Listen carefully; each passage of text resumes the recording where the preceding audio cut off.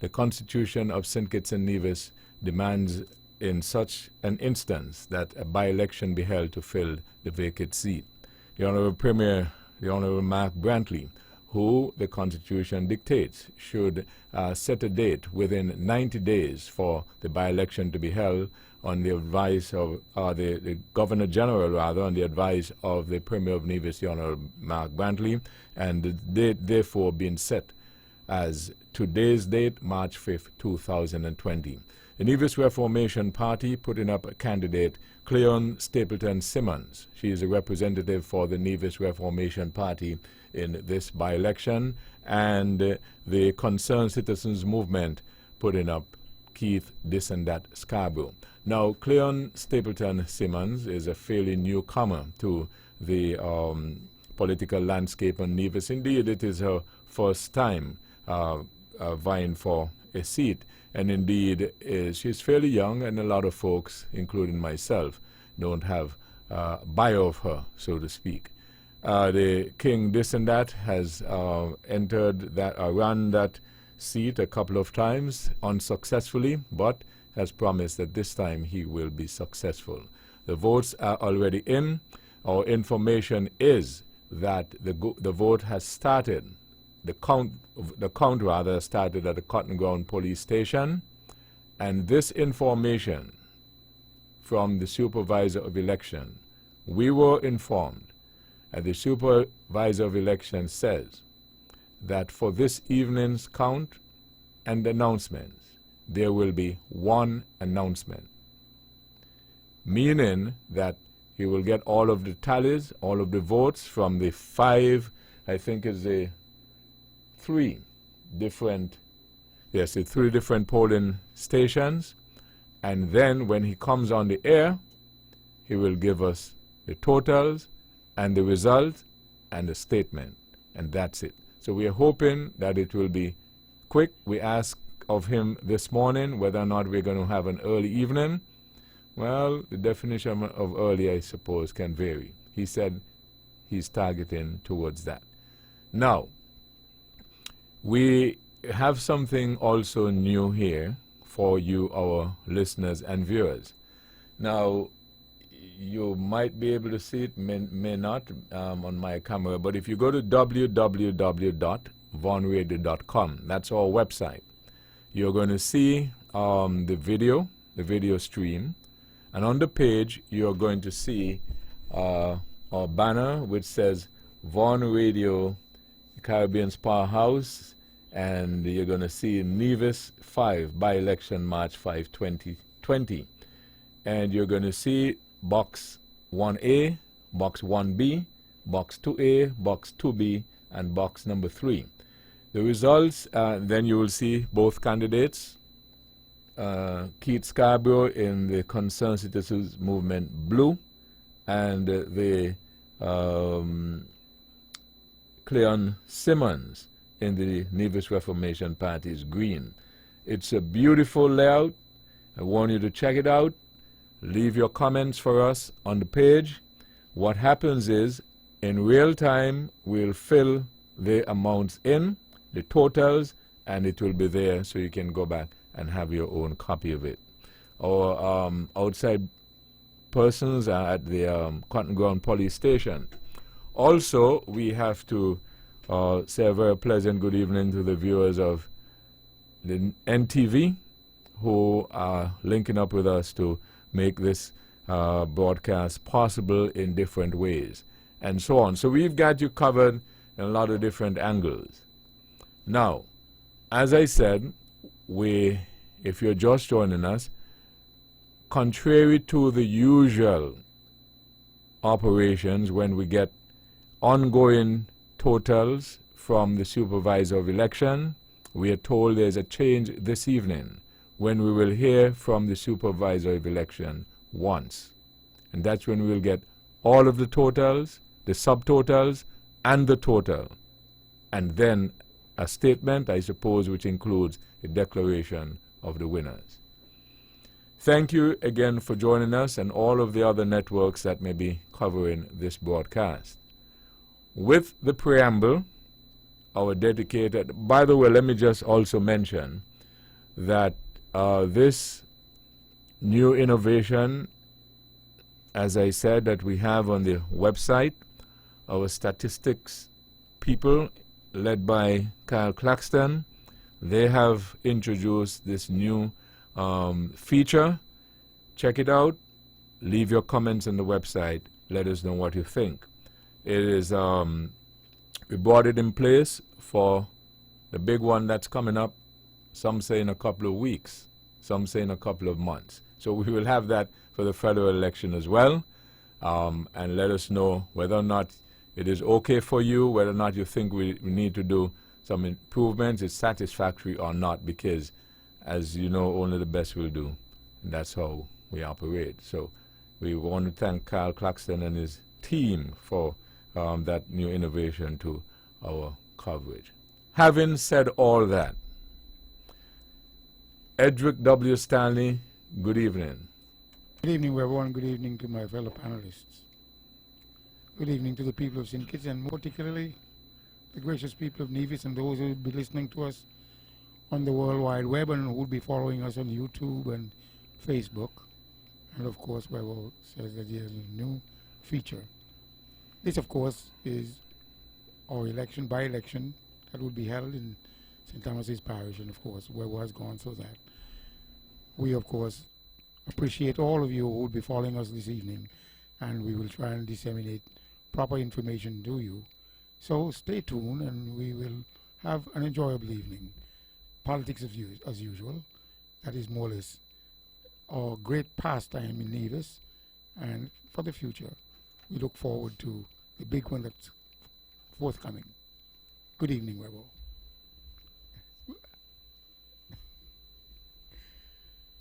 Of course, those who are interested in politics, we know exactly what is going to happen this evening. Some of us are optimistic, some are pessimistic, but based on the analytical information, we know how the votes are going to go. At the same time, please do not try and get a sneak preview into my window. We will give you the information later. The Honorable Spencer Brand, good evening. Good evening, Webber, and good evening to my colleagues around the table. Let me say a very pleasant good evening to our listening and viewing audiences here in the Federation of St. Kitts and Nevis, and certainly throughout the world, really, because I believe that many persons are following us at this time after this by-election today. Webber, all the talking is over, and the people of St. Thomas's would have had their say today, and it was their choice to elect whomever they wish to serve as the next representative of that constituency. And we await that decision. We are very confident from this side that we may have done just enough to have our candidate elected, but we'll wait and see. Dr. Patricia Bartlett, good evening. Good evening, Webber. Good evening to my fellow panelists. And indeed, it is a pleasure to be here tonight, Webber. I'm a little disappointed in that I don't necessarily like change. I'm too old for change. I was hoping that the supervisor would give us a little jib and a little jab.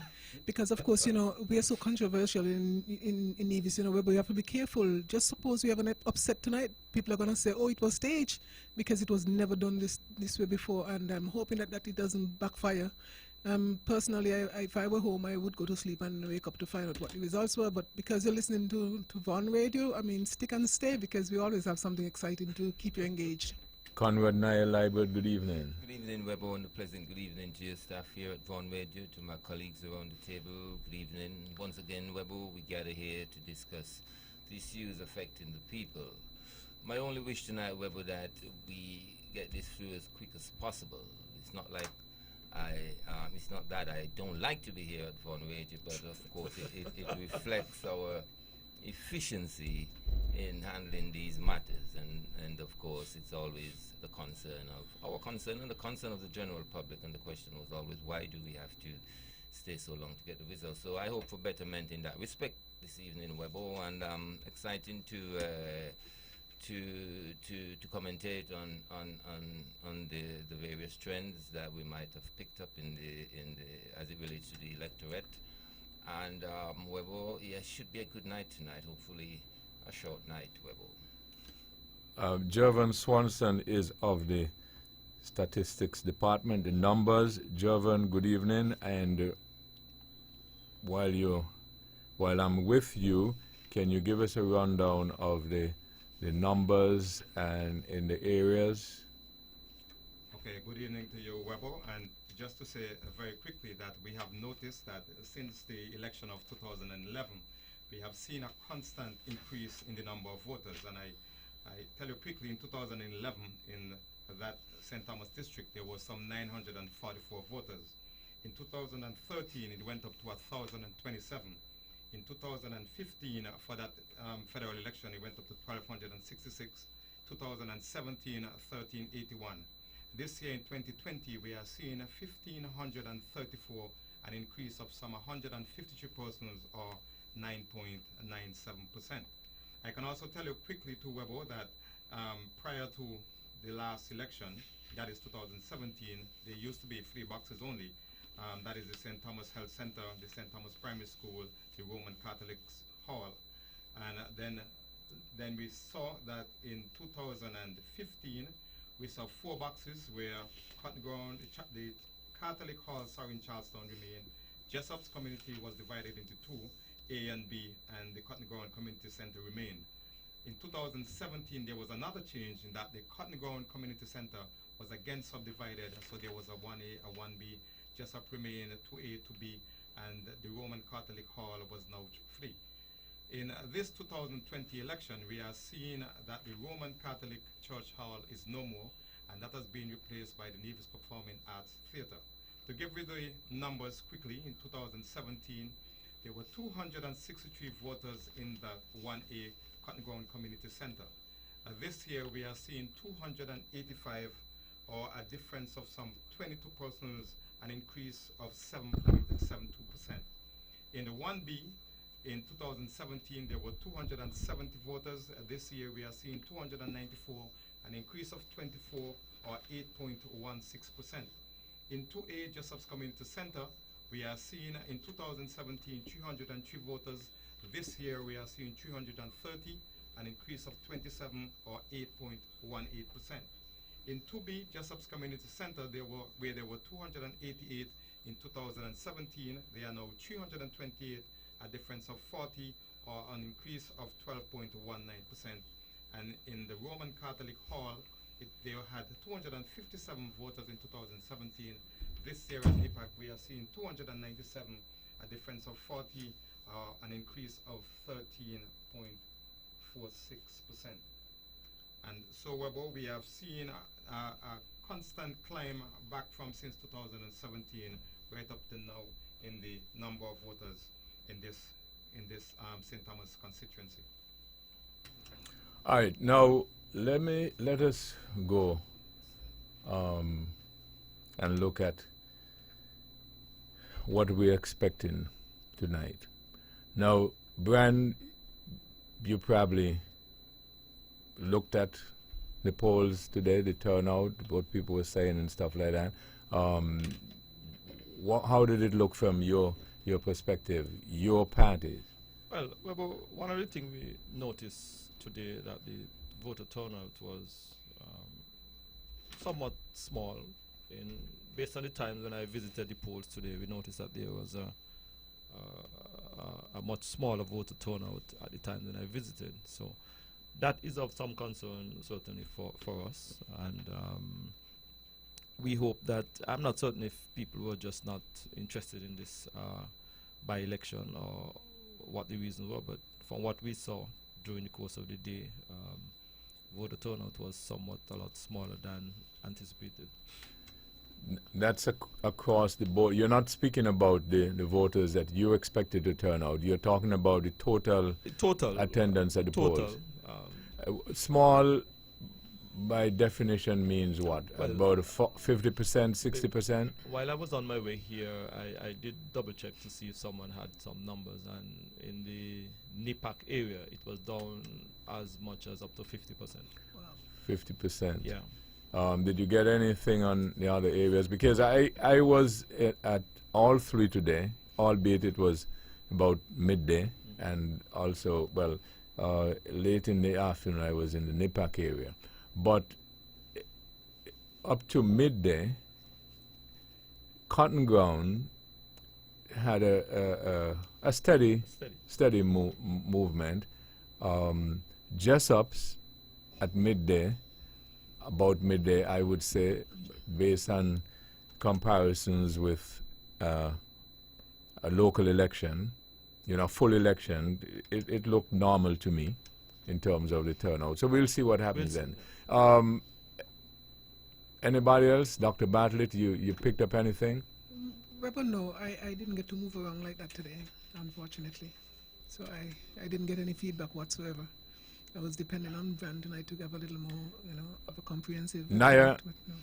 Yeah, I was in the Jessup area, very close to 6 o'clock, and I stayed around there about half an hour, and it was a steady flow of people still. People actually waiting their turn to go into the voting booth. So it looks like Jessup was flowing quite well. I could not observe that there was a decrease or a slowdown of what is usually happening in that particular voting station, really. So, Edric? Well, I saw the Honorable Joseph Parry, still call him Honorable. He was very busy today. I can't tell you what that would be with reference to the turnout on the NRP side. But I would say that at NEPAC, things seemed to have been down as the Honorable Brand stated. Therefore, we might just have a lower turnout.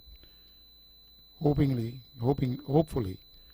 when we tally the whole thing, on the Jessup and Cotton Ground side, which was heavier, I hope there would be some equilibrium or balance that would make up the shortfall at NEPAC. But things looked a little slow at NEPAC today. But at the same time, we are hopeful and hoping that everything would go the right way in terms of the numbers. When we look at the numbers, as I look at my own sheet, but I don't want to take the wind out of Jovan's sail, therefore I would not give any numbers. But we are hopeful that things would go right tonight. Webo. Naya? yeah, but Webo, it's always a much smaller booth than the others, though. In 2011. Roman Catholic Church 165, as comparing to Cotton Ground Health Center 371. So it's always a bit of a traffic is really never fast in the Roman Catholic Church, and now it shifts to the NIPAC Center, and throughout the whole 12-hour period, I really would never expect to see a line there at all. So I'm not sure if one did realize something significant in terms of the physical number going in and out. NIPAC is a much bigger place than Roman Catholic Church, but as I say, it's never really much traffic at the Roman Catholic Church now. It's shifted to NIPAC, so things will look scant there. I'm not sure how conclusive we can be about the turnout until we get You can be conclusive with the numbers. If it's 50% down, it's 50% down. well, I mean, if it's 50, if the turnout is about 50%, right? And you have what you have there, Jovan? 297. You have 297 there. Half of that is what? 148. Okay. And what did last time tell you? You have those there with you. What? How many votes was cast there the last time? Out of, there was 128 total votes cast last time in 2017. How many? 128. 128. And 50% we said was what? Of this total? 148. 148? Yeah. Okay, so it suggests that if our estimates are correct, then we got a in terms of numbers? Almost the same No? thing. Yeah. No? It doesn't see. The numbers are Yeah, it's consistent. percentage. Okay. So the cotton ground, Jovan, just run down, especially for those who are just joining us, just run down again the numbers for me in the different areas. We've got box 1A. Okay, box 1A in 2000. And get closer to the microphone. Sure. Box 1A in 2017, 263 voters. This time around, 285. We have an increase there of 22. Box 1B also in Cotton Ground Community Center, 270 in 2017. This time around, 294, a difference of 24. Box number 2B, Jessup's Community Center, 2017, 303. This time around, 330. 350. I think that might be a little discrepancy. It might be 350, but Yes. my paper is telling me 330. But Mine I is rec- telling me 350. I'll rectify that. Box number 2B, Jessup's Community Center, last time around 288, this time 328, a difference of 40. And box number 3, the Roman Catholic Hall, now NEPAC, was then 257, now 297, a difference of 40. Okay, there's another factor that I want to possibly look at to see whether it is affecting the totals for today. Do we know about the all important and the all talked about overseas vote? Normally, the people argue, and some people were thinking, oh, that is such a heavy number that it affects and decides who governs and who do not govern. Anybody know, Brand, you know whether or not, based on what you were hearing, a lot of overseas voters came in? From what I saw on the ground today, not many.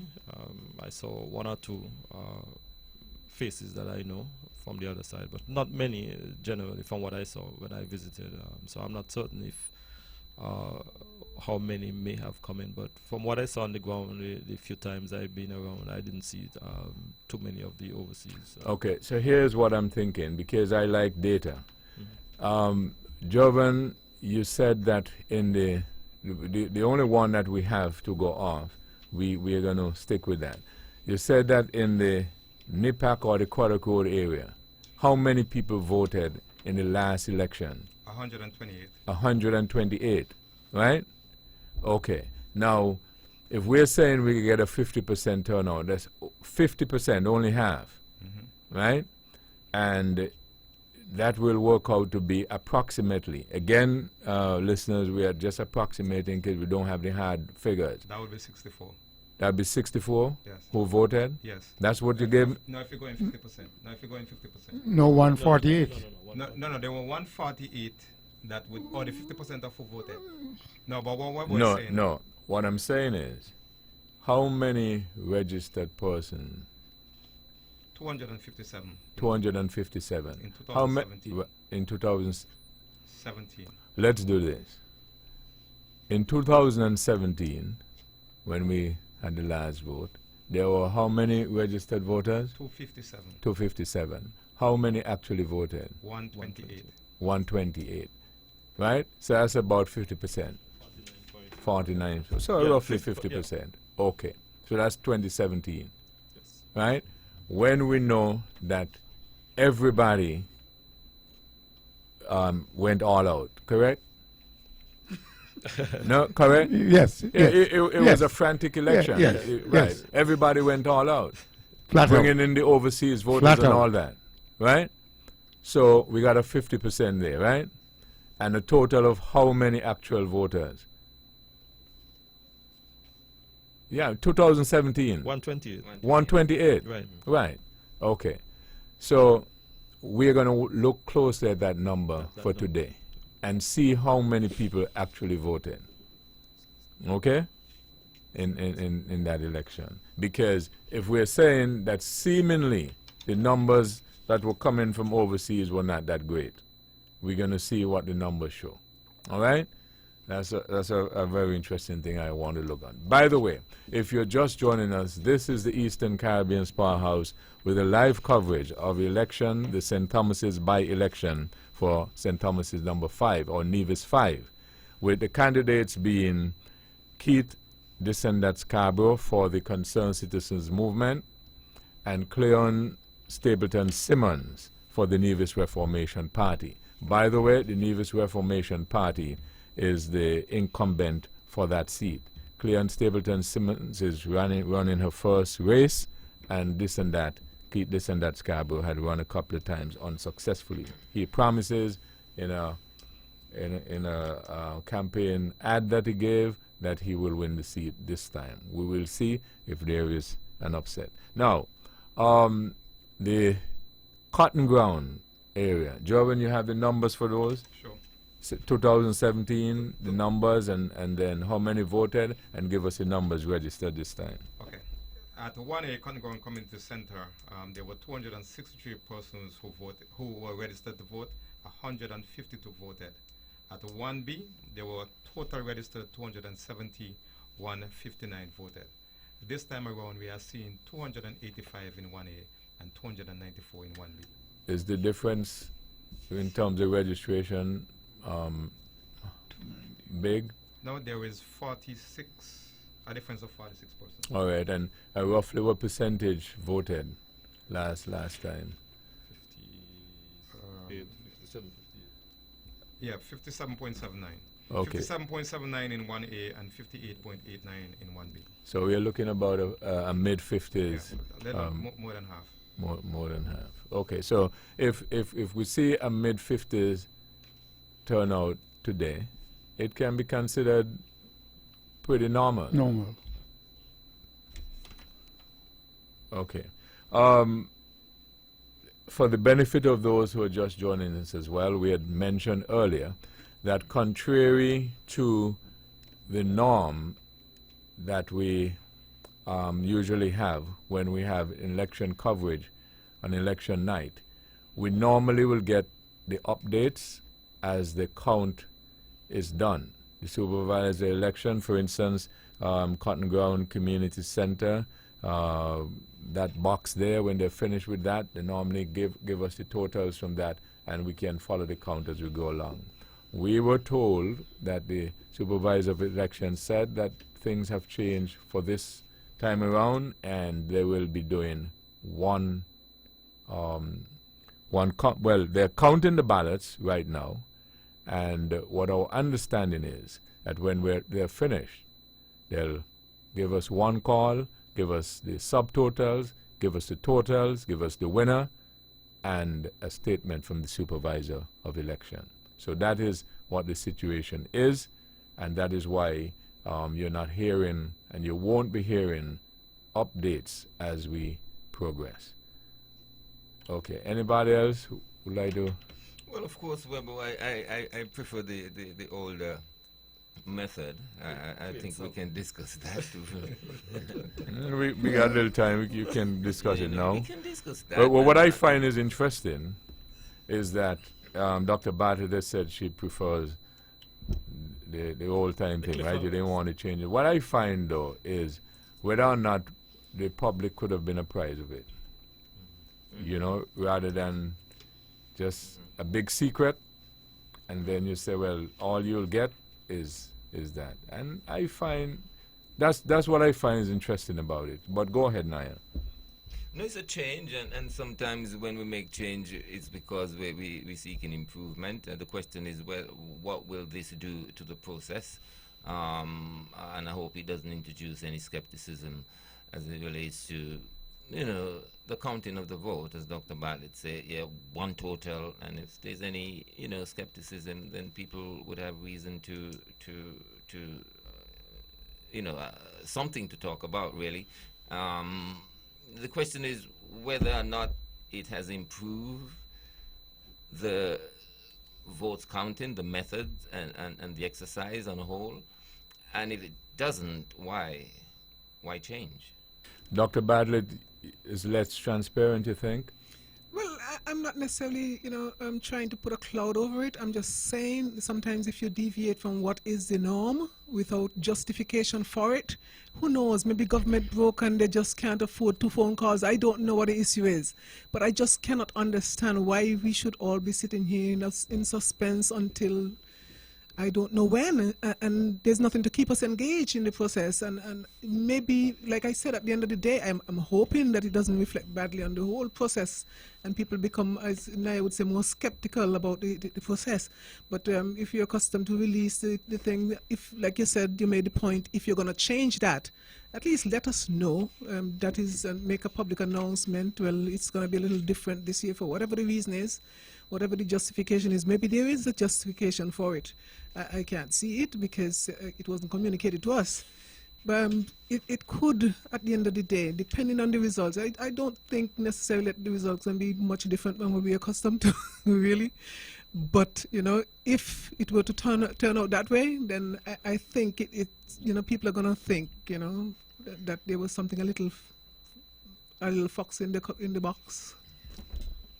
Brand, what do you think? I look at this as a new initiative from the supervisor of election. I think that it probably takes out some of the intrigue in what we are accustomed to. I think we normally often get one box and then we start to crunch the numbers and look at it. I believe it's going to take a little bit out of the intrigue and the suspense and so on and so forth. We'll see how it goes. I believe it might be a test run, and I believe that the critics will look at it and see how it functions, if it's something that the general public may be receptive to. Of course, we have the big federal election coming up anytime. So I believe that it may be an exercise into what can be, what may happen, you know. But I personally believe it may take out some of the intrigue in what we are accustomed to. Edric? People are resistant to change. All the time. We must change. And in this regard, we are at a new juncture, and this election is something much smaller that we've been accustomed to, and therefore the supervisor of election has brought to the fore a strategy to get us out of here earlier, and not us as the political commentators, but also the listeners, because based on the length of time we have spent here and the people who stayed up just to hear the results, sometimes they complain about that. So I am giving a big plus to this new strategy or the change that has been announced, and I think it's something that we all should look forward to. So Why, you Mr. see, Stanley, why? What is the advantage? I don't see it. Simply Compel- because I need to be. we are modernizing our strategy What is modern about that? by getting the information more quickly. We've You got haven't gotten anything yet, and you don't know how long you'll be here tonight before you get it. I don't know. well, understand we how have the been process will be given more we have been efficient given if you we have delay been it. I given don't get it. information, and based on our intellect, we should be able to deduce based on the information we've been given which information? that we have only one of this, as the case might be. And how can you deduce, can you deduce from that? If you're getting one instead of 10, Yes. isn't it fair to assume that we would be out of here earlier? Well, show me. Well, let's wait and see. We have Let's been wait and asking. see. We have We're been not going to be asking. here until 4 o'clock, I guarantee you. We were never here till 4 o'clock for by-election. Not a by-election, but at the same time, it's the same. Yeah, It's but- election counting, Yeah, but what I'm the saying... counting process. Yeah. My question is, I wonder what was the great advantage of not letting us know. What I find, but however I know it is the way the society operates, where people feel that they don't have to explain anything to anybody. For instance, I was going around today checking the poll, as we've done for a number of years. And I was with another reporter from another media house. And when they came out of one of the polling stations, and recounted their experience to me, I said, you're young, you will learn. And then I explained to that person how difficult it is and how difficult their work will continue to be, because people who are in certain positions, they don't feel that they have any responsibility because they got this little power for this little time. And so it is awfully difficult sometimes for us to get this information to bring it to the public. And I doubt we will get it, but I would really like to hear the explanation of why this new system was put in place, what would be the advantages, and what the disadvantages. And this is not being in favor of a political side or candidate or person or not. But that's why, you know, whether you like him or not, Mr. Brantley, the Premier, he sees and does things differently. He's not afraid to communicate and tell people what they're going to do and why. I mean, I am not saying anything is wrong with the new initiative. Maybe it's brilliant. But I'm just asking, well, I wonder why, if they just decided tonight, you know, so that they couldn't let us know. Or I wonder if, had they let the public know, there would have been a problem. You know what I'm saying? Maybe they're cutting costs, but who knows? They can But only that- afford one phone call. Well, if that's it, then maybe you let us know as well, because if it's cutting costs, for argument's sake, Dr. Bartlett, whose money it is, so we will know we are saving money, right? Yeah. And I would appreciate saving a little money, but not on this. To be quite honest with you, I would spend, you know, I would have even done in a phone. I mean, something. You don't sit around all night having people in suspense as if you owe them no, you know.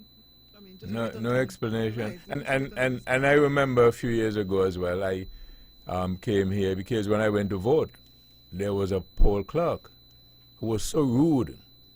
You know, a young lady, so rude. And then I used my, well, and I mentioned it.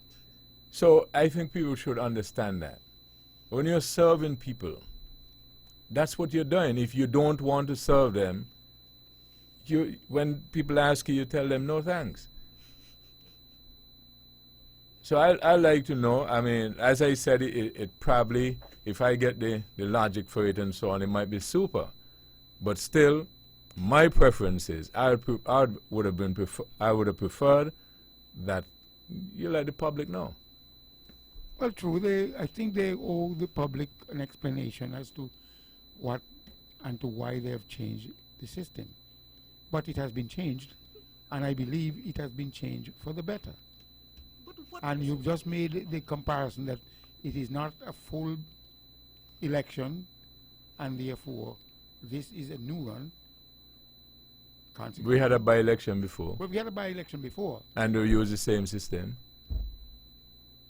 I But understand but that. I get your point. You said that it perhaps is so that we can get the results earlier, right? But it's 8:45 Quite and we true. haven't heard a thing yet. Well, that's maybe, why maybe you're gonna get everything at 9 o'clock. I'm giving him the benefit of the doubt, right? I'm giving Mr. Stanley the benefit of the doubt. Anyway, that being said, I just wanted the public to know that is the reason why you haven't heard anything as yet. That is a new system, and when we get the results, we are going to get everything at the same time, and hopefully, as I said, probably we'll be out of here, because a lot of folks think that they know what the eventual outcome will be, right? Yeah. Okay. But you know, Webo, the new supervisor, Mr. Bailey, I always admire him because he communicates to the public quite often.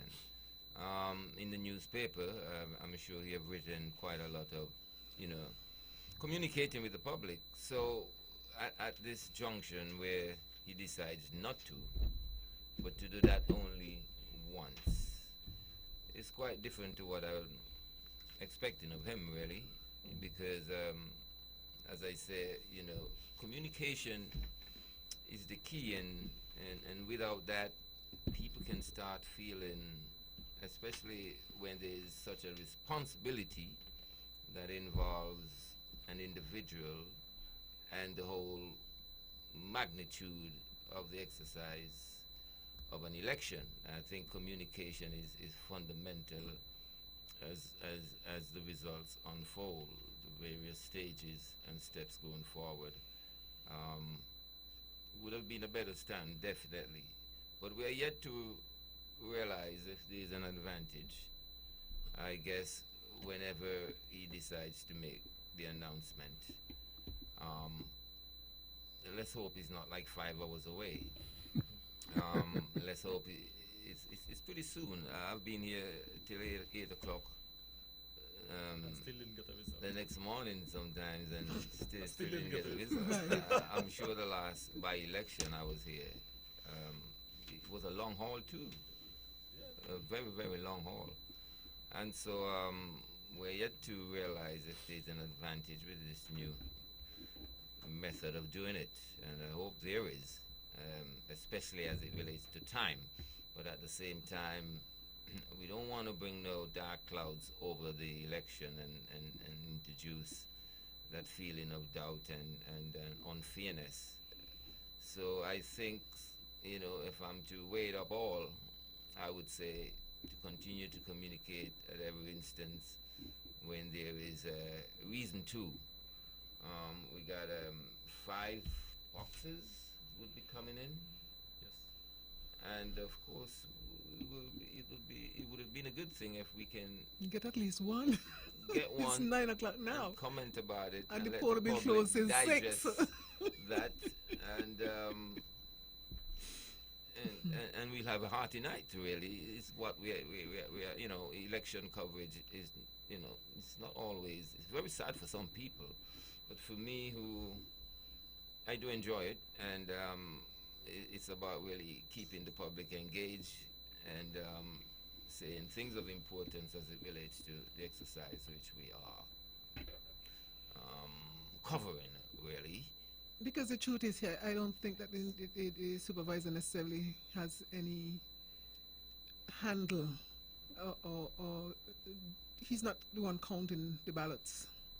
So as the process goes, I don't think he can make it any faster necessarily. Because if people decide that they wanted recounts or whatever, and if they're stuck on one box, it means that all of the results are stuck with him until such times.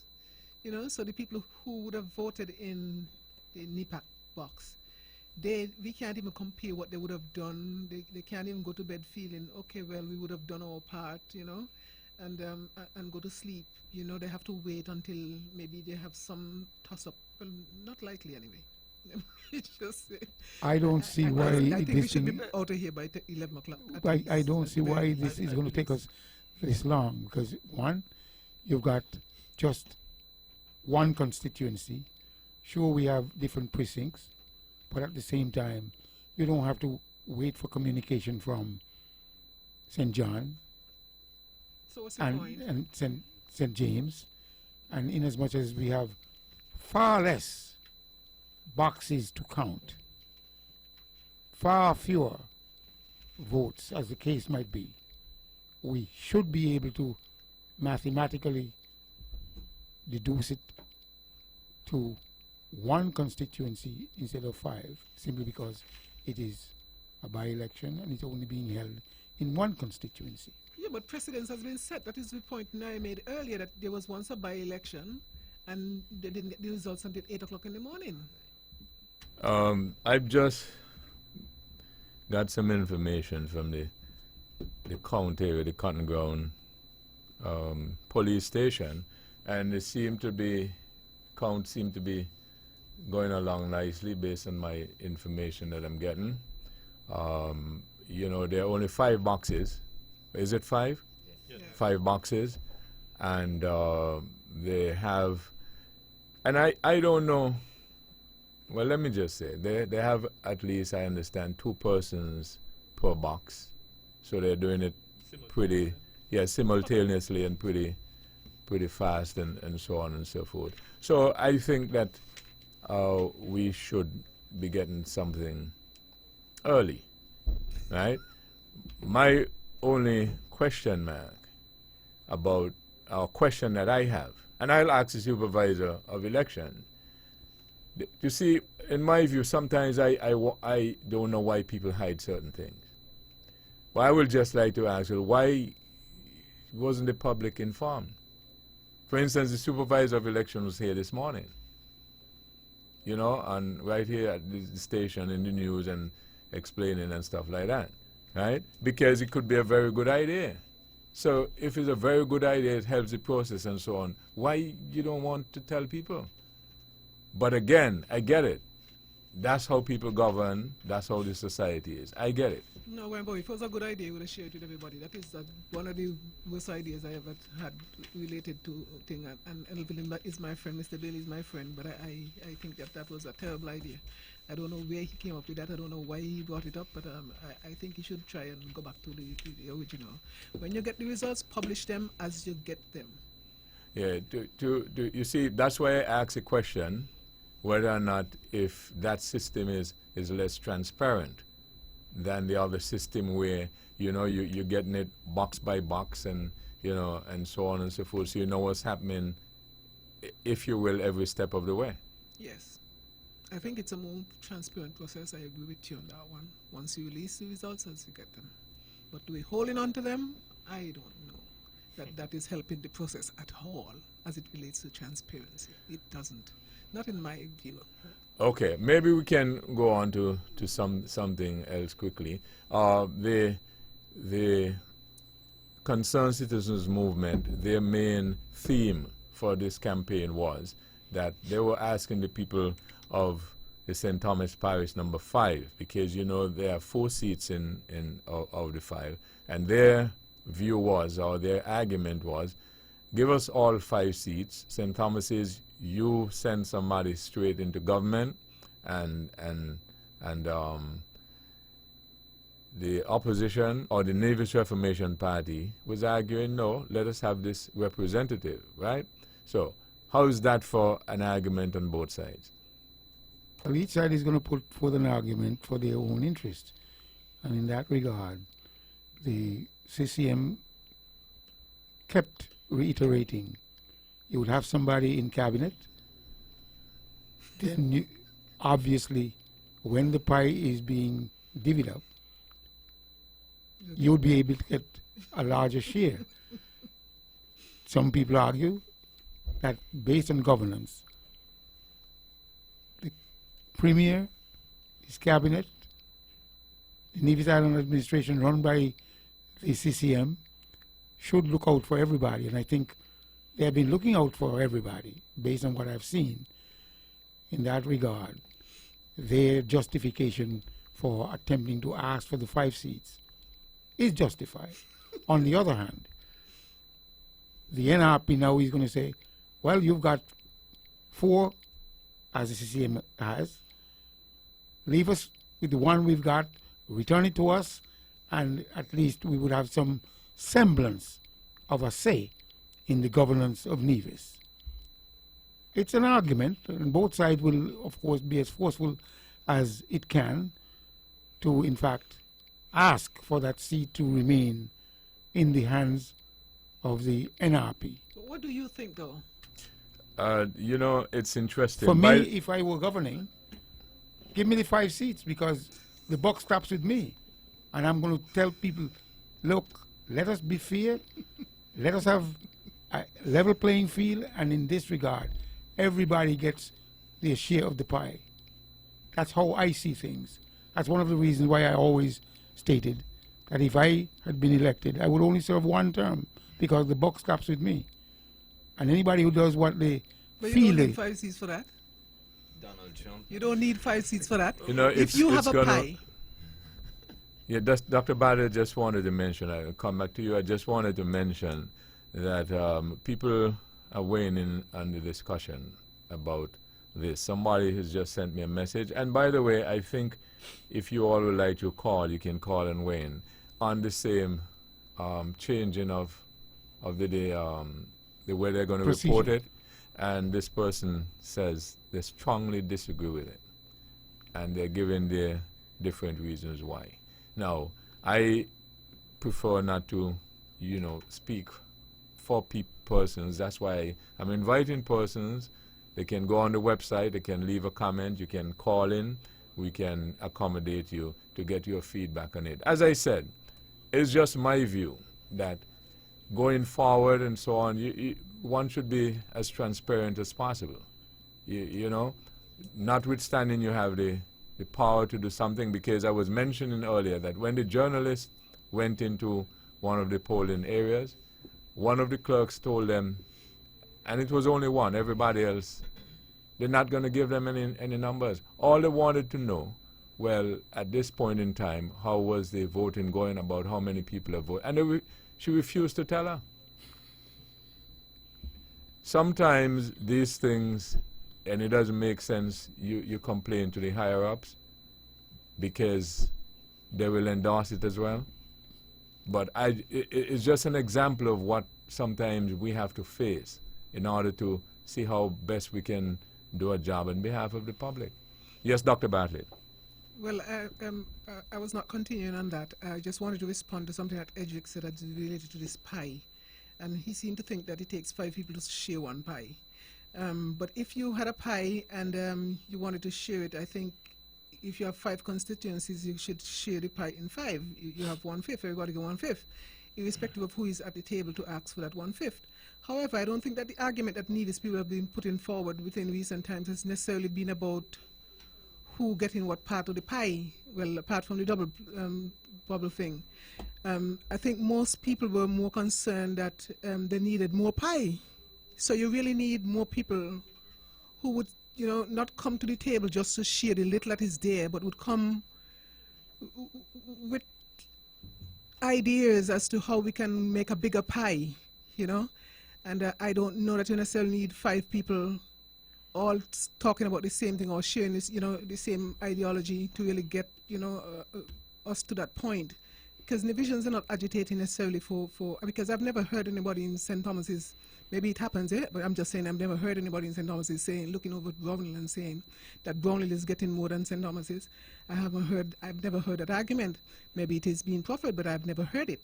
So I think, you know, we have to be careful. The last time, you know, you have this all 8 in St. Kitts, I didn't think that it worked out, you know, that everybody was getting a fair share either. I don't know why any government might want to just monopolize on all of the power. I understand the ego associated with that, you know, but it's about time that we move away from that. We're not in China, where you have no opposition. You know, this is a democracy, and don't encourage people to vote along, you know, I mean, I understand the party thing appeal as well. You know, telling people, oh, you know, you have somebody at the table, or have there somebody at the table, what? That's not what we really need. We need a bigger pie. Well, let me ask you this, Dr. Bartlett. Based on your philosophy, were it you at the head of this particular government, you were the premier and you had 4 seats, and this final seat become vacant, you'll do what? Well, I would have said already how I felt about it. I thought I wouldn't even contest the seat. That for me is a foregone conclusion. I wouldn't waste money over there because you have a general election coming up. But that's not natural. And I would have. No, there's a man thing. This is my perspective as a woman. I'm saying it makes no sense. But tonight the figures won't bear it out. If indeed, you know, after we would have gotten the lump sum of information one time, and we realized that maybe the CCM did win, and say, okay, these guys knew what they were saying, but I doubt it. You know, for me it's a waste of time. I wouldn't necessarily try to hog power. You're already in the driver's seat. You know how many drivers you need. This has nothing to do with man or woman. This has something to do. It's the nature of the beast. It's the nature of things. Yes, and that's human beings going for too long. operate a certain way, and regardless to what the gender is, you want to ensure that you have seats to play with. If you lose one, then it means that you're one less. If you gain one, it means that you have more to, at least, to play with. And nobody's going to tell me based on gender, you're going to be satisfied with 4 seats when one is there available and you're not going to go after it. That's not natural.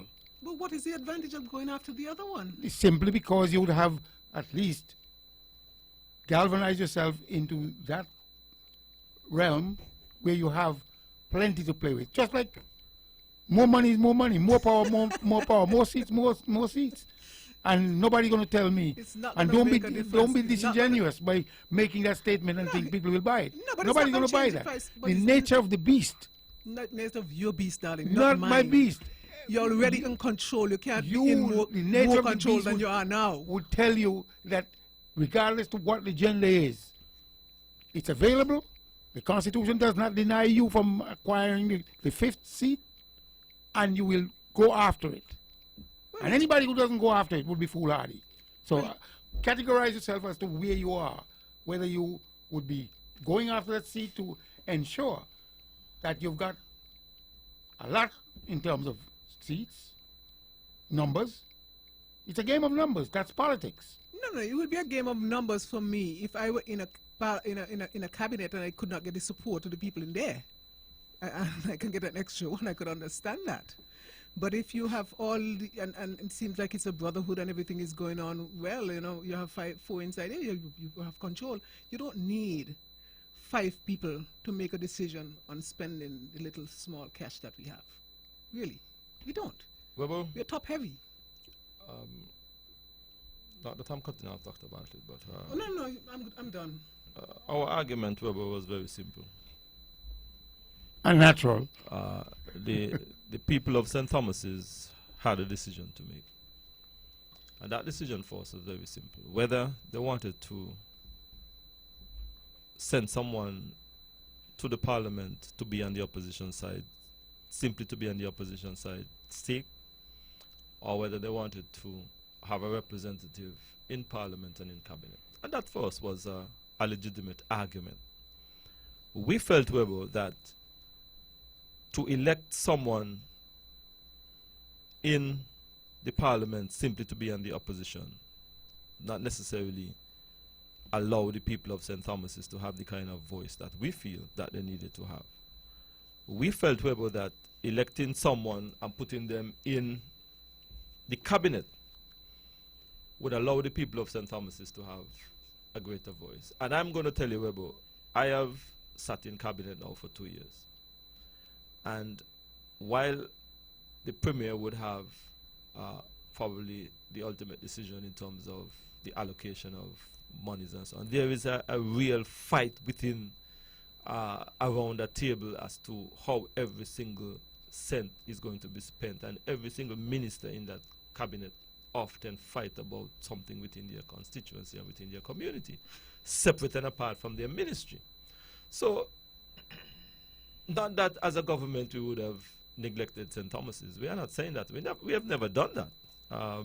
We have seen where the NRP would have been in government, taking over in 2006 after CCM, and they have left a number of projects languished there for 5 years, 6.5 years. CCM has never done that. If we felt in government that there was something that was on the ground that was in the best interests of the community, we continued it. One such initiative was the housing there in Cotton Ground. CCM could have gone in and said, well, NRP started it, we are not going to do anything to it, and we are going to leave it until such time. We did not take that approach. Mr. Brand, conversely, were you out of government and the seat become vacant? You were out of government, you were in opposition, Yes. and a seat became vacant on the opposition side. What would you have done? Well, I don't have a problem with someone who is on the opposition side fighting for that seat. Don't get me wrong. As a political party and as a political organization, that political party and that political organization would always want to be in parliament or in government. We simply use the argument that give yourself that voice, that extra voice, that hand, that representative in cabinet, and that is all that we were saying. Well, it meant even more than that. It tells you exactly how popular you as a leader, you as a party, you as those people who are at the top of the pyramid in terms of governance. And therefore, the news would not only be local, but it would be regional and even international, that the CCM has gone after the 5 seats. And if you're successful tonight, it would not only be stated locally, but nationally and regionally. And also if you're unsuccessful. Obviously. Okay. So therefore, By the way, I've just gotten some indication that they're more than halfway through. So Get in there, we get in. yeah, but they're getting there. Well, you know, we're trying our best to give you the Updates. public, you know, the best thing that. See, when my own view is that whenever you're serving people and the public, you must do it with the utmost respect as possible to find out what they really would like and see whether or not if it is possible and feasible for you to have done it. For instance, we came in here this evening and we said we've got a new initiative that will make it easier, we think, for the public to understand the count and as it's going on, to be as transparent as possible and so on. And then I also said, give us a comment. Leave a comment on the website, see whether or not, and it is all in trying to serve the public so that they can feel. I asked the supervisor of election mainly because people always will ask us, why does the count have to stay so long? When I had the opportunity, I said to the supervisor of election, are we going to have an early night? And he said yes, he thinks so. You see, so that's all I'm saying. Now, keep this in mind. I always like to add this footnote. I know a lot of people will be upset with me because I point that out. But then at my age and at my stage, I can't change. I have to be me, right? That's how I think. But Webo, just to put something in context, right? You know, you ever turn off your TV, like if you're having problems with Digicel, and then you try to reboot the whole thing, Yeah. and then it goes initializing, and then it Yeah. goes, and it's up to 97%, and then it stays there for another day. I'm like, you know, you got to 97% fast, you know, but it's the last 3%, and you still have to wait. You still not get the service. And I'm like, okay, we're almost halfway there. Let's see how long the other half takes. My question is not whether or not it will be fast, we'll get the results, you know, earlier or not. Because in my view, if you have already counted 3 boxes, suppose you have 5. Why can't you tell us you have already counted 3 boxes? Because the vote is already the vote. And Mr. Brand has 100 and so and so have 50 and so. Why can't you tell us that? Now, there might be a good reason why. All I'm saying is, you know, what's the difficulty in let us know how you came to that and so on and so forth. It's unusual. I mean, I don't think that it's not something that we have had before. You know, we are accustomed to get this box and then you go to, you know, it kind of takes out. And somebody the was intrigue of- asking earlier, you know, I hope people don't, was it you, Naya, who think, well, there's some, or it might been Dr. Bradley, I wonder if there's something, Fishy. you know, that you get all of the numbers before people, you know, you know all the numbers, and then, you know what I'm saying? Because sometimes, as happened in the United States, if you're getting the numbers, the total updated, you know, they say we project so-and-so is the winner. Mhm. All those things Based on the help to total, make yeah, things yeah. transparent. And easier to accept, I suppose, you know, Webo, because Yes. some people may not be in the best of health and might get a shock that, you know, take them out sometime. That's when it's really close and things are really hype up, you know. I mean, you can adjust yourself as I've you been go there. along and realize, I've been look, I'm going to lose I've been tonight, there. you know, and The when you other get it thing one time- I'm here thinking, I wonder if it's going to be, well, if we know ahead of time that this is what is going to be happening for the federal election as well, it wouldn't make too much you know, maybe we'll know what time to come in. Because imagine you have 11 constituencies, you know what I'm saying? And then we have to wait all night to get an idea of what happened. Because here is it again, in terms of information and people wanting to know, being transparent.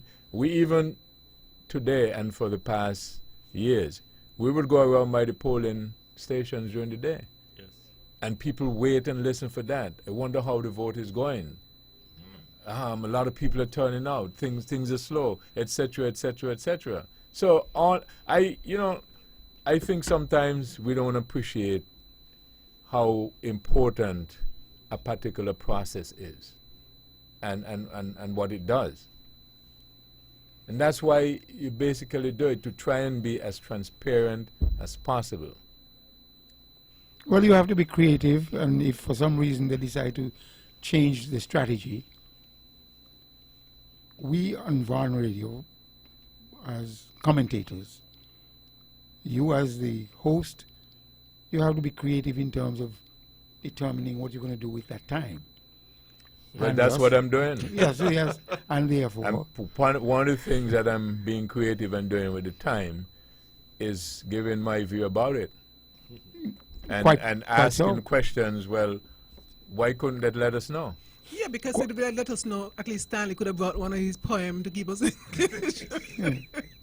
whatever, Hours, maybe. whatever. But at the very least, but I was about to say that maybe we will know for the federal election how it is, but who knows? Maybe on the same night we may hear this is how it's going to be done. Mr. Brand, what do you think? You see, you're in government, so let me put you. Well, but like I said, personally, I think that it takes the intrigue out of the whole process. As I was saying tonight, I've been there, so looking back at what would have happened in 2017, I don't know if I would have enjoyed it. I think 2017, when I put myself in this position, I mean, I had my highs and my lows, and you know, you went into that state of mind, and you begin to scratch your head, and I think you get all of it at once. It just, I don't know, it kind of takes some of the fun out of it, actually. You know, that's my personal opinion. I don't think the pendulum is going to swing to one side or from one side to the other. They might be able to change the strategy, but not change it totally, because they know obviously there are 11 constituencies, and in that regard, so much information has to come to the fore, and the people will be waiting for that information, and as a result, it has to come in segments. A little bit here, a little bit there, and so much. I mean, we know the process, but even though the supervisor of election is new, he is not going to come up completely with a new system to disseminate Okay, information. let me go to this caller. I was inviting comments. Hello, good evening. Hello, good evening, Rebel. Yes. I am intrigued by what I am calling the decision to bring these results in M block. I don't know if it has been informed by what happened the last time at the federal elections, you know, because elections have been that they call out results for one constituency, and then they wait late to call out the results for another constituency. And maybe that is creating a sort of indignance in the system, in terms of saying, if you call out Sandy Point, all of Sandy Point, and not all of Cairn, why not? Because everybody is counting at the same time. And I think that sometimes when the results are in, the people are strategic. Sometimes they say if the Prime Minister has lost the government, you give him time to clean out and go someplace. One time, one Prime Minister had come to 4 seasons. The Premier must be told certain things in order to cushion the effects of matters. I do take the point that if the results are coming in as they have come in, and as you're right about, that you could comment and say, well, what are your projections, and you don't think this, don't think that. And the dynamics of those things, I think we have lost, and those were very good for reporting and for radio. But I think Mr. Bailey, who is also my good friend, must be saying, well, look, if I throw all the results one time, I might end up not like right judge or wrong judge. And I might end up on the right side of the table if the electorate gets all the results one time and block. Well, caller, can I ask you a question? Sure. But you don't think the electorate has a right to know that we're going to change up the system and how it's going to be done and what to... Well, I'm going to come down hard on that. Give me notice. Do not kidnap me and don't hijack me and don't hoodwink me. Tell me, even as, and I know Bailey has been speaking, as you said, he was there this morning, you said it, right? Yes. In the studio. Tell us tonight is going to be en bloc, and it's not going to be incremental. And then, because I believe he's trialing this out to use in the federal election, that all results come in one time, so that the people at number 9 don't rejoice and wait for the people at number 1. Everybody comes in one time, everybody rejoices. Yeah. If that is so, I believe we should have a discussion on it, Matthew, because I don't think he should just tell us so and not have a discussion. And I will be happy to hear your panel on those discussions and hear you yourself, Weber, when that decision is made. But that decision must be made 2-3 months before the election. Yes, okay. All right, thank you. Thank you. Right. Hello, good evening. Put some excitement in the night by all of you deciding or guessing who would win.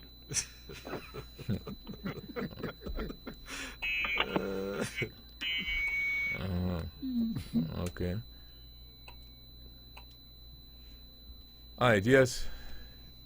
Yes, Cedric, you wanted to?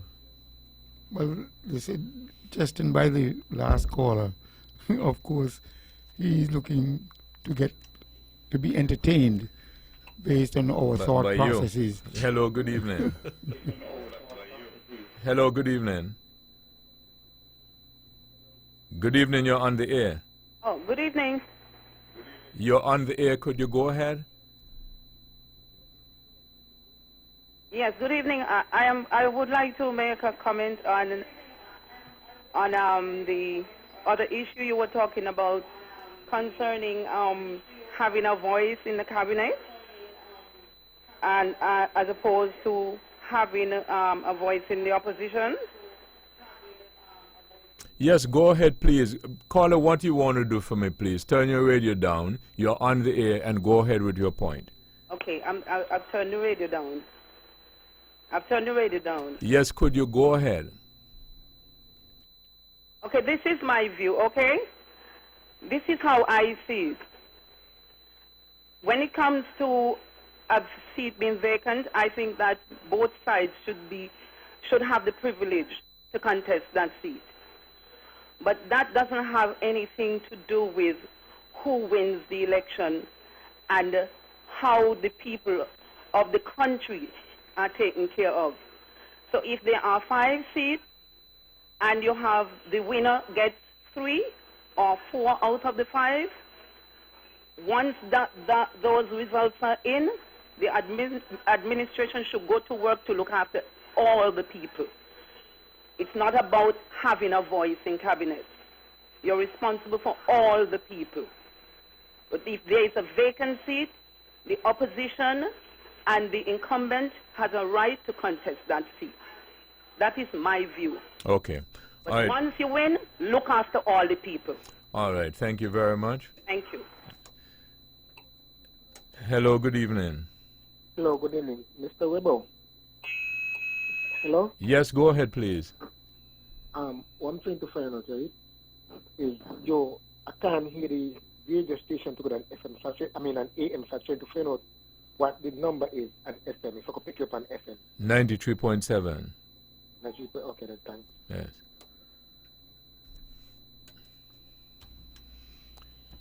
Naya, you wanted to say something? Okay, just hold.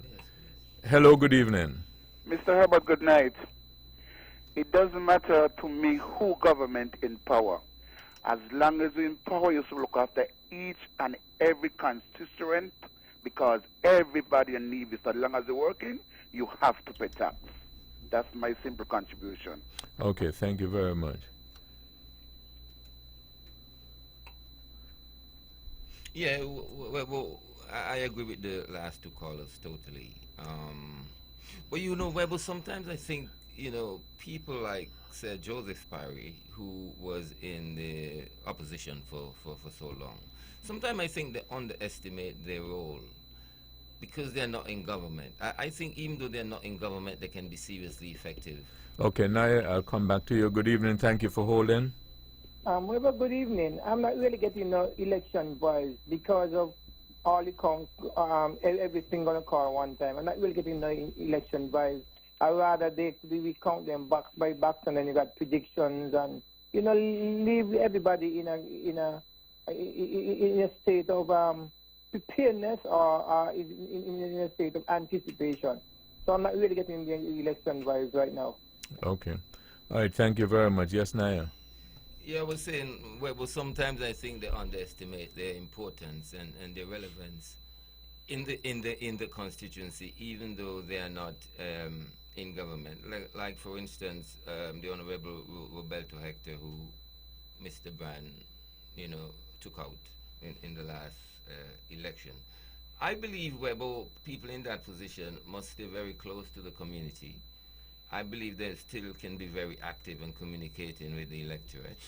I believe they can put certain amount of pressure on the government to do things which is needed to be done, and highlight these things and mobilize people mentally or otherwise to get these things done if it's really important. So sometimes I think they're lazy. Their government is not in power, but they are an elected representative, and they don't function.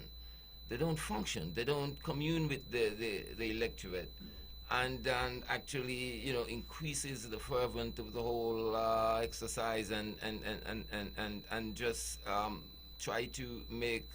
They come around the next election, you know, days or months before that, but they don't seem to work all the way through that 5 years and put themselves in a stronger position. Some don't have to do it, like Mr. Parry. He don't have to come out. But somebody like, say, Mr. Roberto Hector, who was not too strong, I think he could have done a lot more work in his constituency, and maybe give Mr. Brand a little more headache. You know, what I'm saying, they sometimes fall back. And, you know, I say it's laziness. You think not some love for the people, because some people are people, you know. You think and some people sometimes will come to the people in the name of politics, you know what I mean? And that needs to be really looked at seriously. You think sometimes it can be that a system is a certain way in terms of its procedure and the way it is laid out, but people do not work the system the way it is. In other words, when you look at it, a couple of the callers says, well, the government should look after everybody.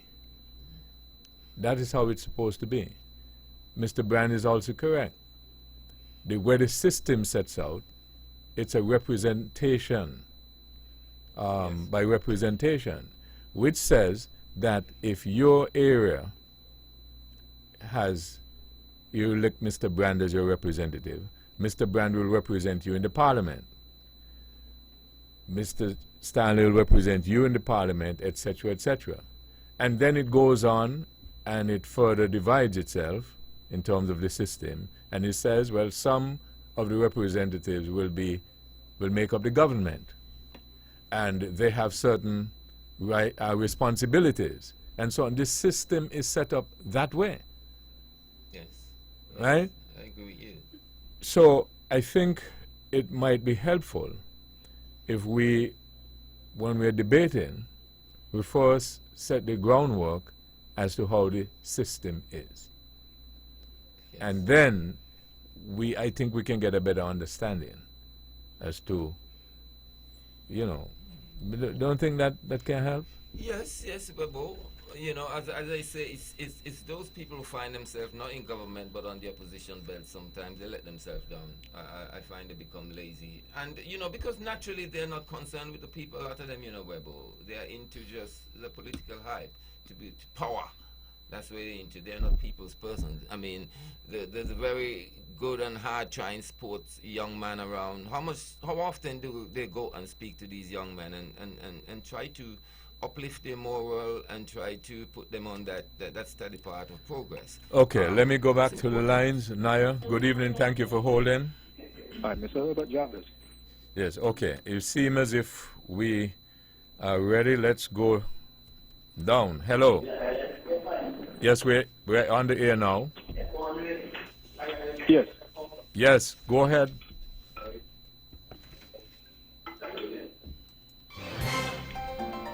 Hello, citizens and residents. The results of the by-election held today, 5th March 2020, are in. But before I share this information with you, the public, I must take a moment to acknowledge the hard work and the personal sacrifice of men and women who contributed to the successful exercise today.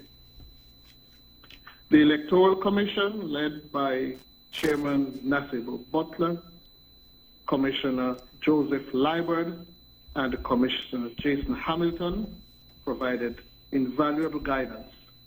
The staff of the Electoral Office, and in particular Mrs. Claxton, Ms. Liburd, and Mr. Wallace, who are here with me tonight, the staff in the St. Kitts office, all the registration officers who ensured the registration of voters and the production of the voters list. Today's electoral workers, the drivers, the police, the party agents, the caterers, the staff at the voting centers, the driver, the candidates who offered their service. You have done a remarkable job, and I offer my thanks to all of you. I also want to thank the media houses for their coverage and the many persons who offered prayers on our behalf. The candidates, as you will recall, were Mr. Keith Scarborough of the Concerned Citizens Movement, whose symbol was the hammer, and Mrs. Cleone Stapleton Simmons of the Nevis Reformation Party, whose symbol was the bottle. The votes cast were as follows. In polling division 5-1A, the Cotton Gown Community Center, where 285 voters were assigned, those whose last surname started with A to those whose last name started with K. The votes cast in favor of Mr. Scarborough were 34, 3-4, and the votes cast in favor of Mrs. Cleone Stapleton Simmons, 113. There were no spoiled ballots, and there were 2 rejected ballots. Number of votes cast, therefore, 149. That is 149. Polling Division 5-1B, again at the Cotton Ground Community Center, where 294 voters were assigned, those whose last names started with L to those whose last names started with Y. The votes cast in favor of Mr. Scarborough, 41-4-1. Votes cast in favor of Mrs. Cleone Stapleton Simmons, 83-8-3. No spoiled ballots and 3 rejected ballots, for a total number of votes cast of 127. Polling Division 5-2A, Jessup's Community Center, where 330 voters were assigned, those whose last name started with A to those whose last name started with K. The votes cast in favor of Mr. Scarborough, 42-4-2. Votes cast in favor of Mrs. Cleone Stapleton Simmons, 119. No spoiled ballots, 1 rejected ballot. Total number of votes cast, 162. In Polling Division 5-2B, again, the Jessup's Community Center, where 328 voters were assigned, those whose last name started with L to those whose last name started with Z. Votes cast in favor of Mr. Scarborough, 38-3-8. Votes cast in favor of Mrs. Cleone Stapleton Simmons, 119. No spoiled ballots, 1 rejected ballot. Total number of votes cast, 158. Polling Division 5-3, the Nevis Performing Arts Center, where 297 voters were assigned. Votes cast in favor of Mr. Scarborough, 36. Votes cast in favor of Mrs. Cleone Stapleton Simmons, 80. No spoiled ballots, 1 rejected ballot, for a total number of votes cast of 117.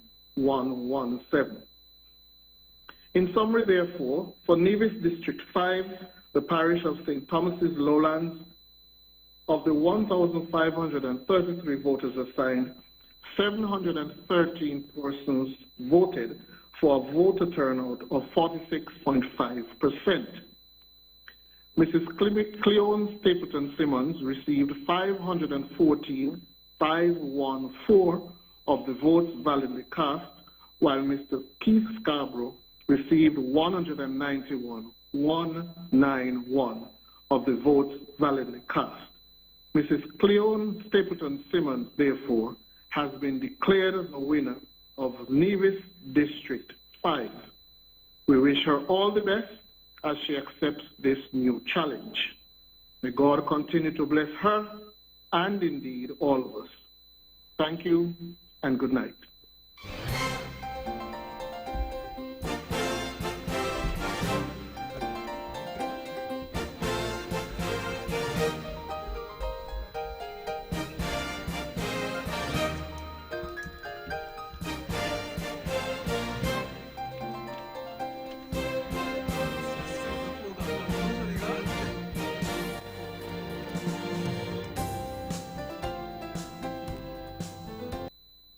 There you had it, early night. So we want to congratulate the supervisor of elections and the team for bringing us that early result. They promised they will bring it early. They have brought it early. We have the winner being declared already. And again, as I said, we congratulate them for the early vote, the early thing. We will see whether or not that's the same format that is used for the federal elections. I am sure that persons will have their views and there will be a discussion on the format that has been used. But, Jovan, why don't we, for the benefit of our listeners, go over those numbers again? But just to tell you that the winner has been declared. The Nevis Reformation Party has successfully defended that seat. Cleone Stapleton Simmons, the winner, and getting 514 votes, and Keith Ditton, that's Scarborough of the CCM, 191, and we congratulate the winners and also better luck next time to the losers. So could you go over the numbers again, Jovan? Okay, very quickly, Webo. In polling station 1A, Cotton Ground Community Center, where there were 285 voters, we saw CCM getting, Keith Scarborough getting 34, and Cleone Stapleton Simmons 113, 2 rejected, total vote cast 149. 1B Cotton Ground Community Center, 294 registered voters, Keith Scarborough 41, Cleone Stapleton Simmons 83, 2 rejected, total votes cast 127. 2A Jessup's Community Center, 330 registered voters, Keith Scarborough 42, Cleone Stapleton Simmons 119, 1 rejected, a total of 162 votes cast. Polling station 2B, Jessup's Community Center, total registered voters 328, Keith Scarborough 38, Cleone Stapleton Simmons 119, 1 rejected, 158 votes cast. Polling station 3, Nevis Performing Arts Theatre, total registered voters 297, 36 of those votes going to Keith Scarborough, 80 going to Cleone Stapleton Simmons, 1 rejected, a total of 117. So out of 1,534 voters, Keith this and that Scarborough 191, Cleone Stapleton Simmons 514, rejected 8, total votes cast 438. It means, therefore, like you have said, Webo, that Cleone Stapleton Simmons would have won that constituency. If we are going to look quickly at terms of percentages, we saw there that there was a voter turnout of 52.28% in the Cotton Ground Community Center. In polling station 1A, 43.2% in the polling station 1B, 49.09% in polling station 2A, Jessup Community Center, 48.17% in polling station 2B, and polling station 3, 39.39%. Total voter turnout of 46.48%. In terms of the votes cast, Keith this and that Scarborough, of the 34 he would have gotten at polling station 1A, he would have gotten 11.93% of the votes cast, whereas Cleon Stapleton Simmons would have gotten 39.65. Rejected ballots, there were 0.70%. In terms of polling station 1A, Keith Scarborough 13.95% of the votes cast, Cleon Stapleton 28.23%, rejected ballots 1.02. Jessup's Community Center 1B, Keith Scarborough 12.93% of the votes cast, Cleon Stapleton 36.06, rejected ballots 0.30. Jessup Community 2B, Keith Scarborough 11.59%, Cleon Stapleton Simmons 36.28%, rejected ballots again 0.30. And finally, Nevis Performing Arts Theatre, Keith Scarborough 12.12%, Cleon Stapleton Simmons 26.94%, rejected ballots 0.38%. Means therefore that Keith Scarborough would have gotten 12.45% of the vote cast, Cleon Stapleton Simmons 33.51%, rejected ballots 0.52%. Now go over those numbers again. Again, if total one votes. person get 12.5%, Say again? did you say that Keith Scarborough got would have gotten 12.5? 12.45% of the votes Yes. cast, and Cleon Stapleton Simmons 33.51%. What kind of math is that? I told you guys that was a wrong formula. No. No, there was a total vote cast. Well, that is of the total votes cast. No, what percentage of the vote they got cast? No, I did say that. I did say that. 39.39%. Oh, 39.3%. Yes, I did say that. And yes. she got how much? Of the total votes, okay. Of the let's back up here, Webo. Let's back up. Of the total votes cast there were 1,534 votes. Let me just go slowly. 1,534 registered voters. Keith Scarborough got 191. Cleon Stapleton got 514. Rejected ballots 713.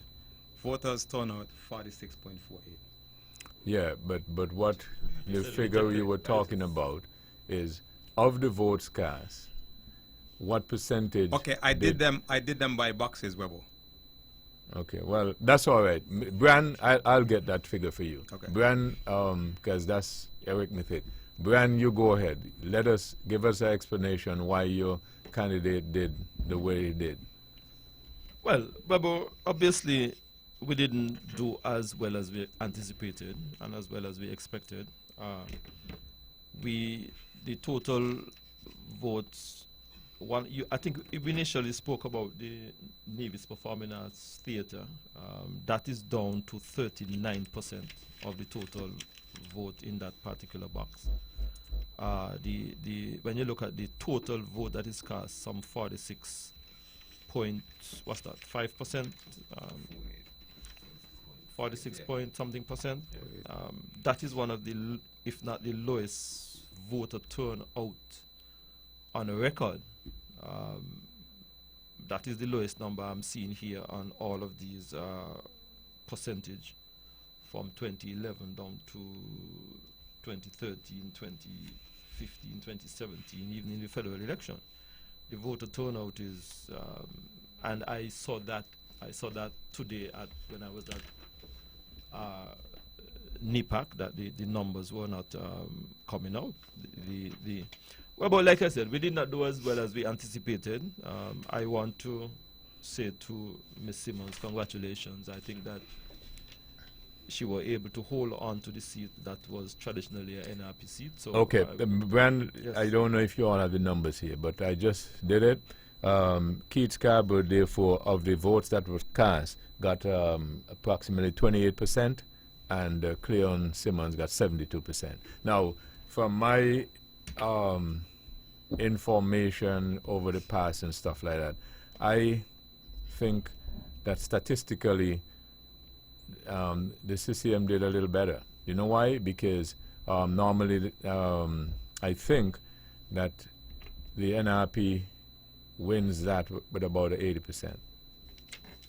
We can check the numbers a little later on and we'll see. The truth of the matter is, though, if you compare these figures to 2017, what do we get? Mr. Parry got 518 total votes, and Mrs. Cleon Stapleton Simmons got 514. She's just down by 4. Yeah, but how many people showed up? That's the point. No. How many people voted? I'm saying the point I'm trying to make, and it's first past the post. She did almost as well as Mr. Parry did. You had an increase, yes, in the total registration, and that would have been up. I don't have the percentage. I have not worked percentages on that one. But I'm just saying, in terms of the raw numbers, the new registrants, maybe they're the ones who didn't turn out to vote. I don't know. But I'm just making the point that she did not do much, worse off than what Mr. Parry did. She just lost 4 Okay, the votes. paper that you have, Jovan, let me go to Jovan. The paper that you have with the numbers for 2017, how many people voted? In 2000, in 758. Yeah, 758. 758. Yes. 758, right. Okay, That's number and 28. 758. And the NRP candidate got how much? 518. Okay, so what percentage is that? You want me to work it again? 750. No. I should have that information. Right? Just give me a minute. Okay, you see, what I'm saying is, when you do certain comparisons, you go by a percentage amount, Yes, Bebo, right? I understand. And 514 over 746 multiplied by 100 over. Okay. In the meantime, Mr. Bryan, you just go ahead and explain again why. We also see that in 2017. We also see in 2017, Keith Scarborough would have netted some 229 votes. This time around he got 191, so he has even fallen off from 2017 by some 38 votes. Yes, but he wants to do it, make the comparison by percentages. Oh, okay. I don't think it's significant. 746. But what I thought was interesting though, Webo, is that at the same NEPAC box, this and that did like 30. He lost. Well, not that he lost, but he did not make up the 35. At least he couldn't find the extra 35 people who voted for him last time to push him over. Yeah, that's where he fallen off right there. Or 25. Sorry. So maybe that's the half of the people who didn't show up for you. Okay, so well, 25 listen. 25.6%. How about we do this then? Any final words from everybody? Edric? Well, we have to congratulate Ms. Simmons for the victory, and of course it was based primarily predicated on the weight of Joseph Parry, simply because those people voted for him in the past. I saw him through and through today, and he in fact did the work that was necessary. She won, and Mr. Parry, of course, can claim victory, that what he had done over the many, many years continues. We have to say congratulations to Mr. Scarborough for participating. It needed bigger effort, and as I mentioned last night, Tuesday night, that the kingpin was voter registration. And until and unless you do that, your numbers cannot come up. So the election is over, and we have to congratulate the winner, Ms. Stapleton, and give congratulations to Keith for his effort. Mr. Brand. Well, I want to say that the people have spoken, and they did so resoundingly. I don't think that there is any doubt that the numbers, they would have gone to the poll, and very clearly, I want to say congratulations to Ms. Simmons.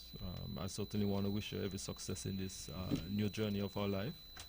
To our candidate, Keith Scarborough, it didn't do as well as we anticipated, and we are certainly disappointed with that, but I believe that the people of St. Thomas's would have rendered their verdict, and we certainly thank them for that. Well, this, in my mind, was an exercise in democracy. I believe that both sides would have made the arguments to the people, and the people would have made a decision, and we hope that as a country we can move on from this in preparation for the next time around. Dr. Bartlett.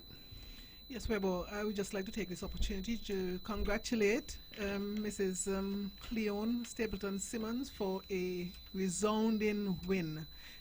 Of course, I didn't expect anything less, and she really did deliver. Being a nascent politician, you know, I think there's potential there. Much would be expected of her.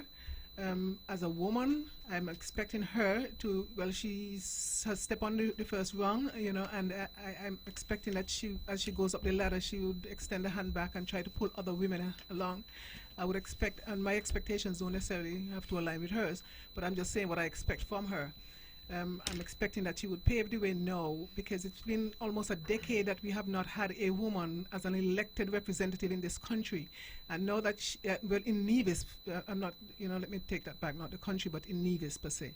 And now that she has stepped out and she has done well, and I know that there are a lot of people in the background cheering for her. Dr. Bartlett, I was a little distracted. You said something about the elected representative as a woman? Yes. What was it? I said it's been a decade now. Oh, okay. You corrected me on that one, or? No, I said I did not hear, was a little distracted, so I was just asking you what the comment was. Yes, and so I was just going to you to verify, you know, because I don't have as much experience in it as you, so I was just verifying that indeed that statement is correct. So yes, I think that, you know, it's been a decade. It's been too long now, and now that, you know, she has stepped forward, I'm hoping that other women would follow her lead.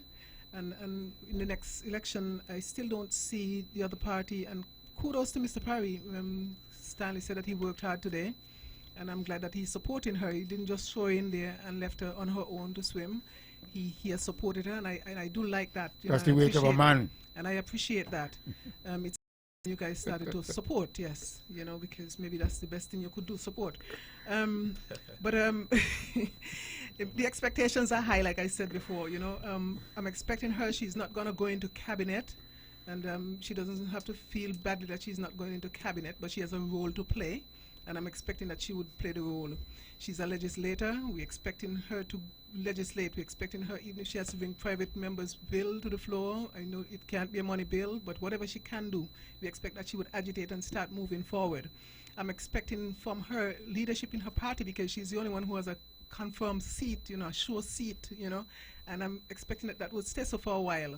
And who knows, you know, she may be in a position to be the leader of the party, you know.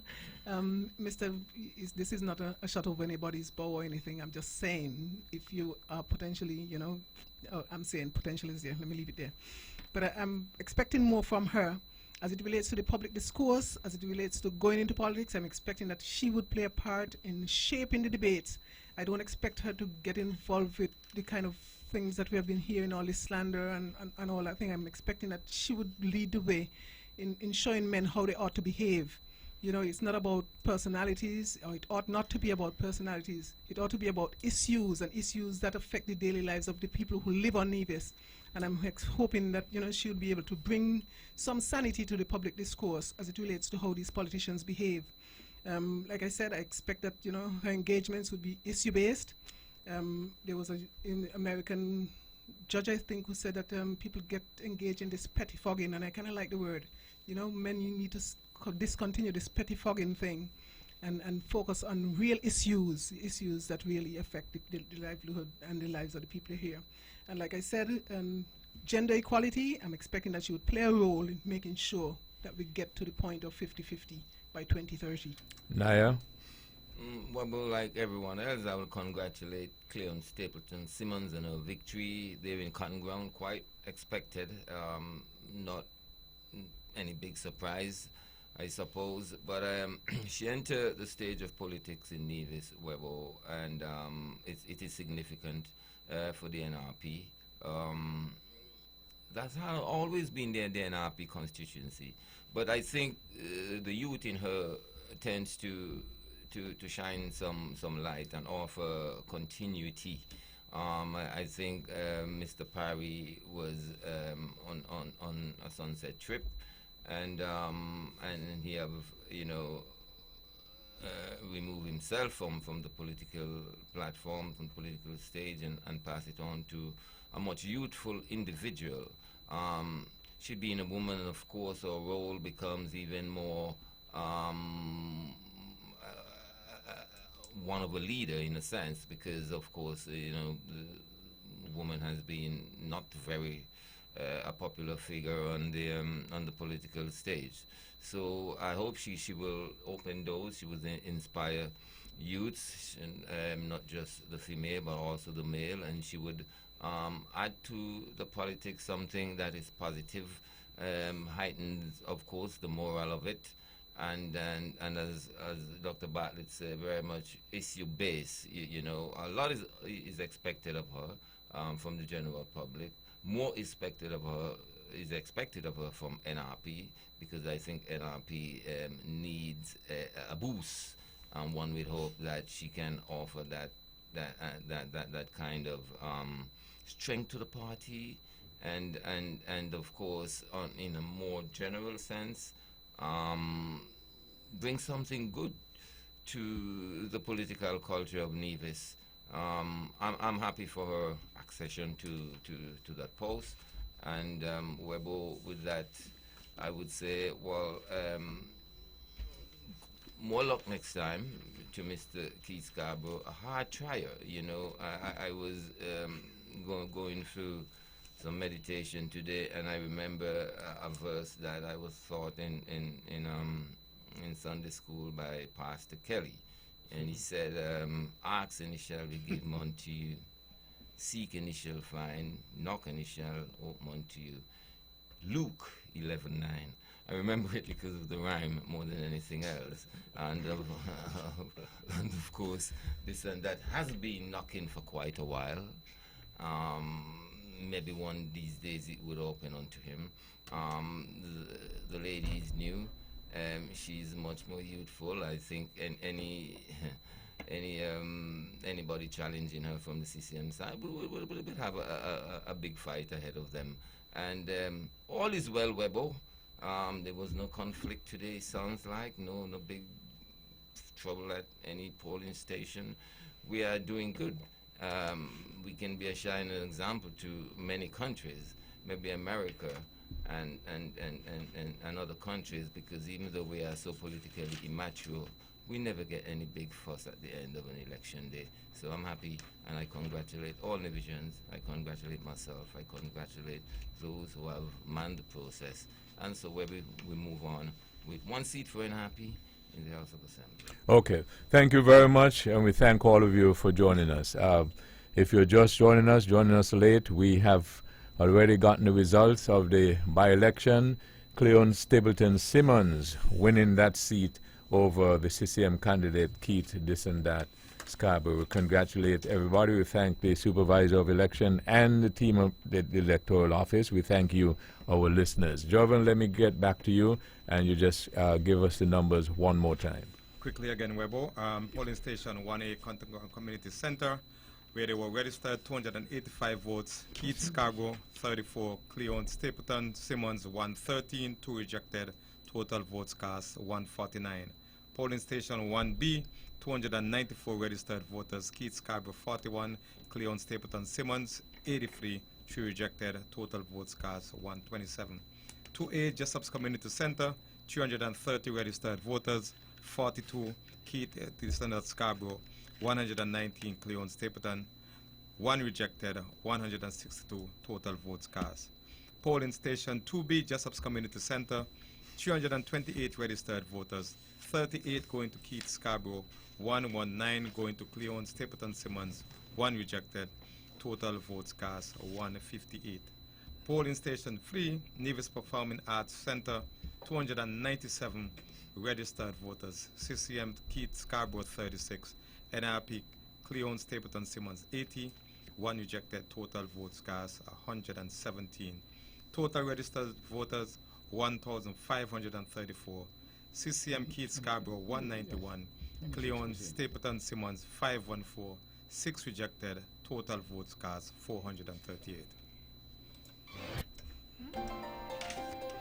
Okay, thank you very much. There it is. We thank the Nevis Television and TV for being partnering with us to bring you this broadcast. The results of the 2020 by-election St. Thomas Parish Nevis 5. Cleon Stapleton Simmons of the Nevis Reformation Party winning that seat. So the makeup of the Nevis Island Assembly, the Concerned Citizens Movement 4 seats, and the Nevis Reformation 1 seat. Again, we thank you all very much for joining us this evening for this elections, and we will see you the federal election results. Some say it's weeks away, some say it's months. Thank you all again. You all have a wonderful evening.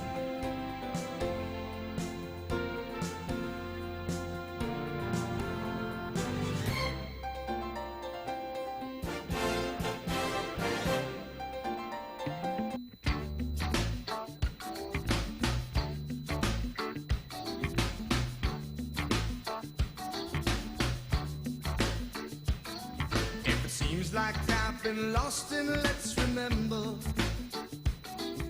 You think I'm feeling older and missing my younger days? Oh, then you should have known me much better, 'cause my past is something